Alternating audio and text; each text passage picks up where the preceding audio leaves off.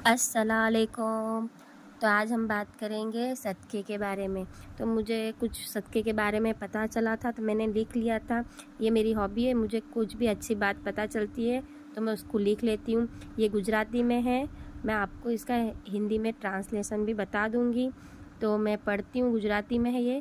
હકીકતમાં ઇબાદત પણ છે, નેમત પણ છે, શિફા પણ છે અને દવા પણ છે. પોતાની આખિરત, કબર, દુનિયા, રોઝી, તંદુરસ્તી અને પોતાની આદતોને ભરપૂર ફાયદો પહોંચાડવાનો એક તરીકો એ છે. દરરોજ સદકો આપો. જી હા, કોઈ દિવસ સદકાથી ખાલી ન જાય. દરરોજનો સદકો દરરોજ કાઢી નાખો अथवा कोई जगह अलग करी मूकी दो. तो इसका मतलब है सदका एक इबादत भी है, नेमत भी है, शिफा भी है. इससे शिफा भी होती है सदका देने से, और कोई बीमार है उसके लिए भी हम सदका दे सकते हैं. ये हमको आखिरत में भी काम आएगी, कब्र में भी काम आएगी, और हम रोज़ी का भी सदका दे सकते हैं. एक सदका, एक आदत बना लो सदका देने की, और सदका देने से हमारे घर में रोज़ी रोटी की बरकत भी होती है और हमको कब्र की अजाब से भी बचाता है.